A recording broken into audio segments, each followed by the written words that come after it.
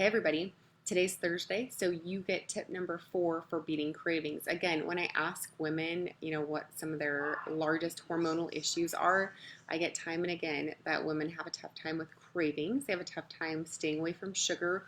Women generally have tried to wean themselves off sugar all on their own many times, and it hasn't happened for them.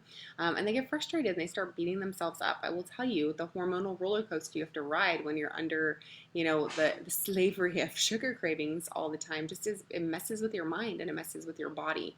Imbalanced blood glucose, again, is going to be an issue for a lot of hormonal dysregulation. So you want to make sure that you balance your blood glucose, and you'll do that by the things that we already talked about this week, which is eating enough protein, making sure you have plenty of magnesium, and then practicing the pause. Today's tip is easy and fun.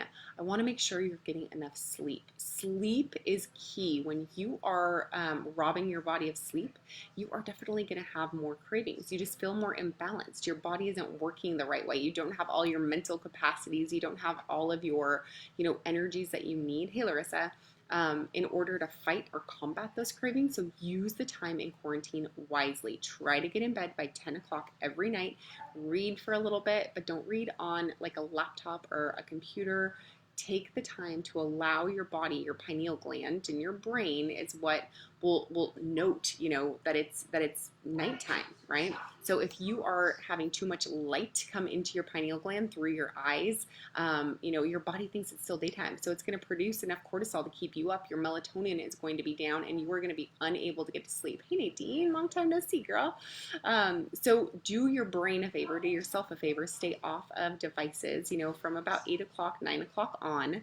And then around 10 o'clock, get in bed. Give yourself a good 20 to 30 minutes to read, relax, do something else fun in bed, whatever you want, so that by 10:30 you're ready for lights out and you get a good night's sleep. And that, the next day, is going to be a huge help in combating sugar cravings, because you will have gotten a good night's sleep and your body's gone through its rest and repair phase as well as its detoxification phase. Classic liver qi detoxification time in Chinese medicine is from 2 to 4 a.m. So if you find yourself waking up a lot between 2 and 4 a.m., you've got work to do on your liver. Good liver boosting supplements are beet greens or milk thistle. So that's something that you can take daily to help detoxify your liver. But really, the liver does a great job of just detoxifying itself. Hey JT, and getting enough protein through amino acids, especially methionine, which you can find only in animal products, is going to help your liver do what it's supposed to do, which is detoxify. Everything filtering through your body must be run through the liver. So you want a healthy liver. What makes a non-healthy liver is too much sugar in the diet. So it's this cycle that's like, it's a recycling. And it's not a good recycling. It's a bad recycling. You don't want too much sugar, especially fructose in your diet, because the hepatic portal, the vein that leads directly to your liver, shunts fructose, especially high fructose corn syrup, directly to that hepatic portal, the portal vein. So this is why so many people get non-alcoholic fatty liver disease, because they're eating too much fructose, especially high fructose corn syrup. Now, fructose found in fruit is usually a 50-50 mix of fructose and glucose, so it's not as bad for your liver. Don't be eating like 10 or 20 bananas a day. You don't need that, but 1 or 2 bananas a day, totally fine. Cherries, kiwi, avocado, apples, grapefruit, those are great things for your body and consequently your liver. But too much sugar is not great for your liver. So if you want to sleep well, don't eat too much sugar. And if you don't want to eat too much sugar, you got to sleep well. So that is your tip for today. Do whatever you can to get into bed by 10 o'clock. Have your Epsom salt bath. That's like referenced all the time on my Facebook, on my Instagram, on my blog. You can find the recipe for your Epsom salt bath. It's going to be a really helpful way for you to, get restful, restorative sleep. You're going to want to look at things like melatonin and progesterone on, either a Dutch test or, hey Chris, or, via your regular OBGYN, looking at hormones from a blood serum point of view. I prefer the Dutch test just because it gives us more information, and you can really see what your sleep patterns look like from a hormonal standpoint, and that really is key. Cortisol, melatonin, progesterone, all very necessary to be in concert, working together so that you get a great night's sleep. The other thing, as we talked about, that precludes a poor night's sleep is imbalanced blood sugar. So you're going to want to make sure your blood sugar is balanced. You can use a little protein snack 20 minutes before bed to make sure that that blood sugar is balanced.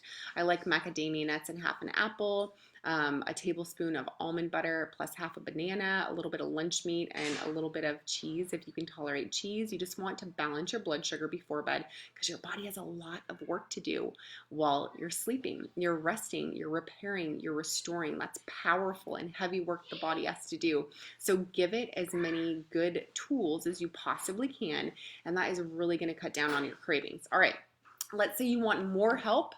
I have put together a program I'm so stinking excited about. You can only join it for the next few days if you're in my private client group. I'm going to link to that under this video. So head over to my private client group. For the next few days, they do have a special offer.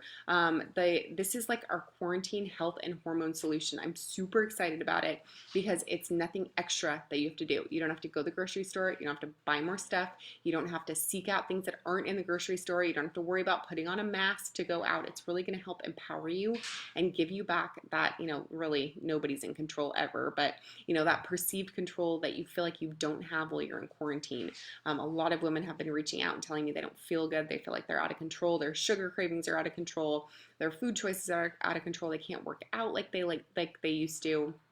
Before quarantine, and there are all these circumstances that are really getting in the way of them feeling healthy, and they don't want to emerge from quarantine feeling not healthy. So this is the program I put together for you in response to your request. It's what I'm following on my own self, and I've been getting such great results with it that I just want to share it with you. And I want a group of people, and I miss people, and so I want to have a Facebook group where we're all like talking throughout the day and doing the same things so that we feel great when we get out of quarantine. So like I said, I'm going to post that link under this video. So join my private group. You will only be able to enter the health and hormone solution for the next few days if you are in that private client group. It's only women. Sorry, dudes. Thank you for being here if you're a man, but it's only women. So have your wife do it, and then you could do it too. Have a great day, guys. I will be back tomorrow. Good Friday tomorrow, so probably not 3 o'clock because I usually try to observe the hours of Christ's death from 12 to 3 on Friday, but I will be back sometime tomorrow with your tip number 5 on how to combat cravings. Have a wonderful evening. Bye.